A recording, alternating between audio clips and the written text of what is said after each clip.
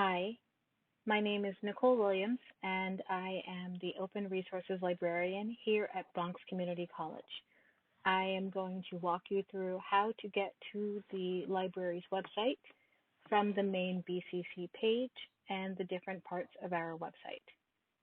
So, as you can see, I've started at bcc.cuny.edu, the college's primary website, and at the top you see this black strip of information. No matter where you are on the page, this follows you down.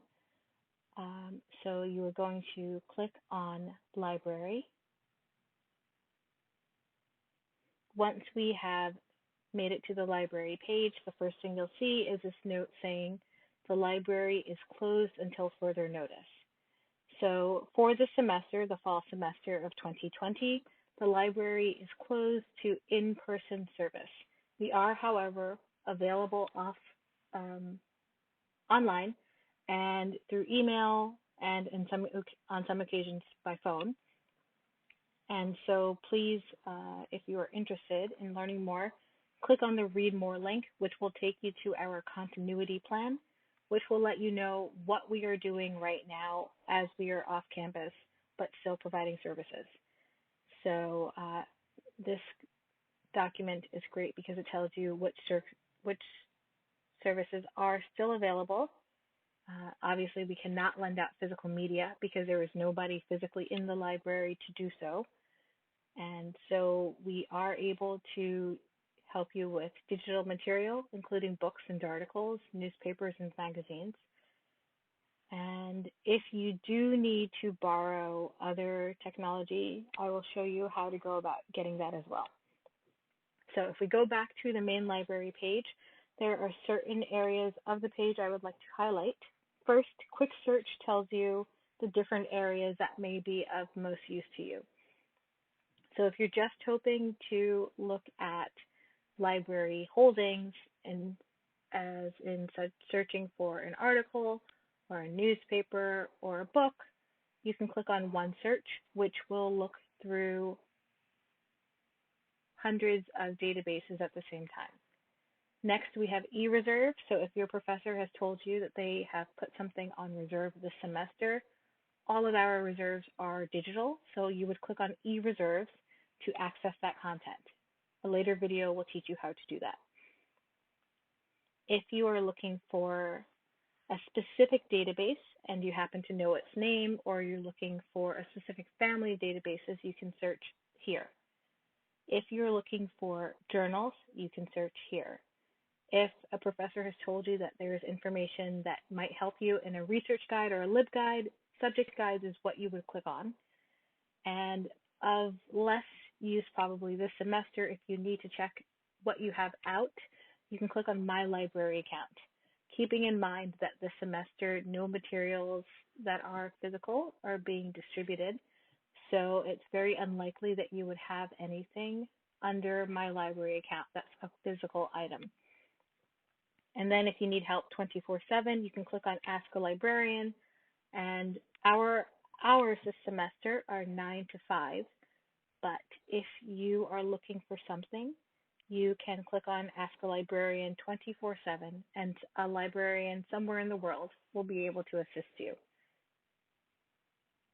If you scroll down on this main page, you can see a couple of things that I want to highlight, including these 2 free newspapers that you get as a member of the Bronx Community College family. First, we have the Wall Street Journal. Next, we have the New York Times. In each case, you could click on the link, and it will take you to a page that asks you to confirm your identity. If you already have an account, you would sign in. If you don't already have an account, it would ask you to put in your CUNY email address. As you can see, I also graduated from the Graduate Center, and so I use that email address to access my Wall Street Journal account. All right, so we're going to go back to the library's website. And from here, what I wanted to show you first is how to conduct a search.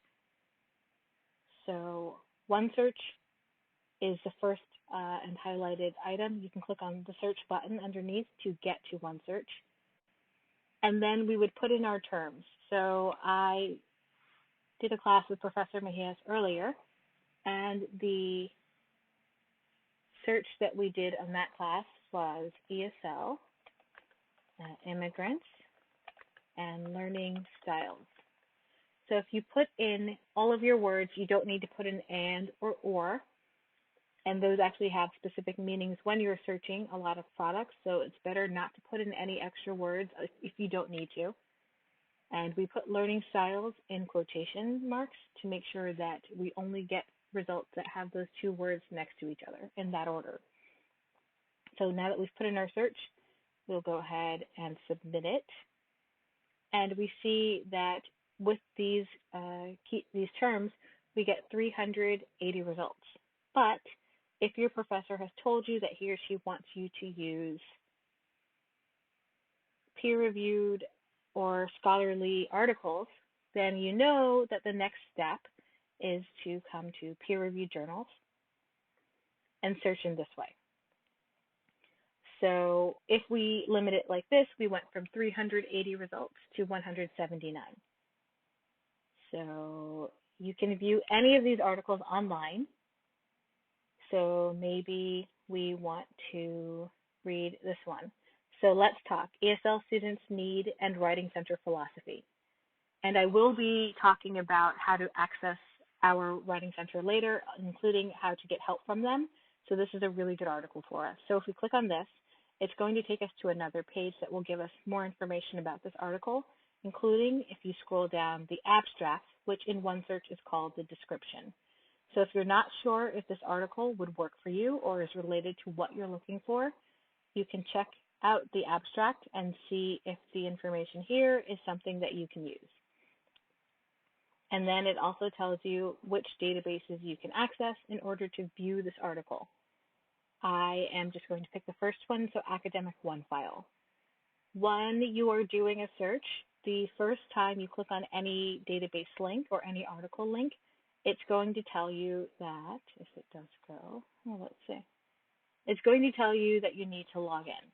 So this is taking a while, so let's cheat and go back. And let's click on the second one. Ta-da, way better. Okay, so you're off campus because all of us are working off campus right now.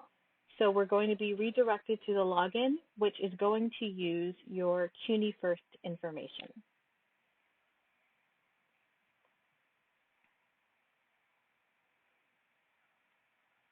And once you have logged in, it will take you directly to that article. So here we go, let's talk ESL students' needs and Writing Center philosophy. So you can read the article online if you prefer, or if you would like, you can download it to read offline if you prefer to do it that way, if you like PDFs better than HTML. But say you decide that you like this article, you're going to read it here, but you need to cite it in your Works Cited. So you can click on Cite here, and your professor gives you the option of using MLA, I believe it's 8 for your class. So you would make sure that MLA 8th edition, which is the default, is the one that is selected. And then if you copy this,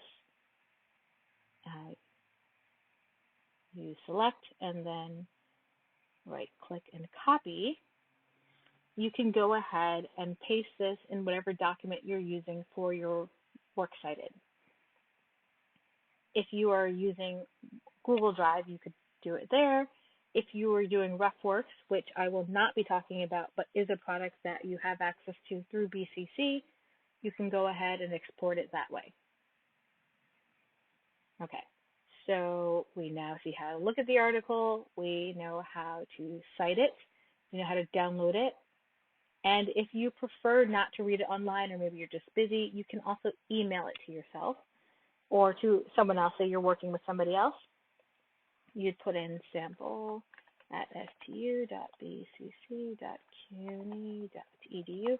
You would put in whatever person's email address, whatever the person's email address is. And please note, it doesn't have to go to your BCC email address or theirs. If they like Gmail, you can do that as well. whatever works for you. Click on PDF to make sure that the article comes as an attachment, which is a better format usually for most people, and then you would send it. We're not going to send something to poorsample@gmail.com. That might be terrible, so we're going to X out of this. Okay, so that's how we search for an article and then go ahead and access one. And let's see. So if we go back to OneSearch, we'll close this. Another thing you can do in OneSearch, we just did a general search and then limited our search afterwards, but we can go to this advanced search option at the top. And we started out with a search that looked at everything. We can change that to articles and say you only want things from the last 5 years. So we would change it from 2015 to 2020 and then search. And now we see that we went from 180 results to 79. So there are 79 articles written in the last 5 years that include these terms. So you could see if any of these articles work better for you. Okay, so these are options that you have. And say we picked, let's see,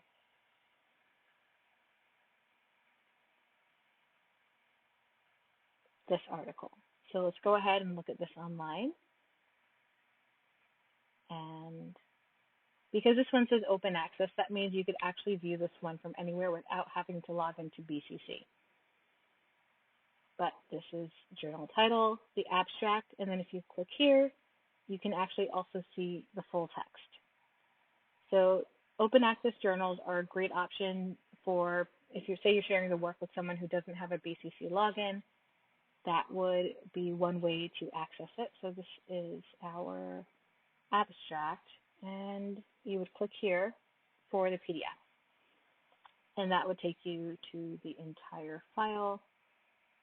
This one doesn't let us embed it, so you would have to download this article to open it.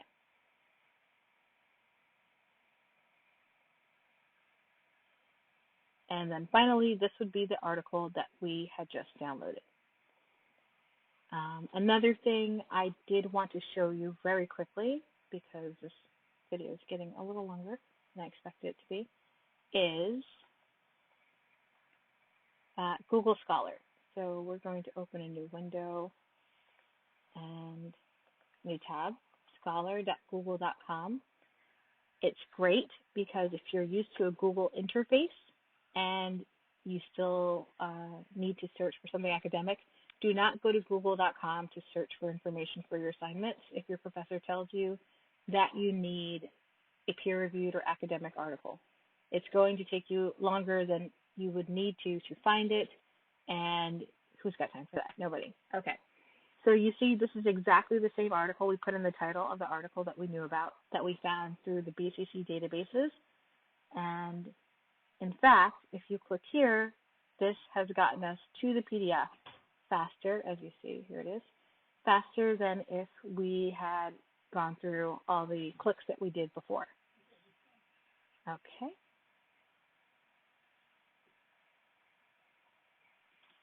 And the other good thing about Google Scholar is that it will give you the citation information for the articles that you're looking for. So that's another really handy part about it.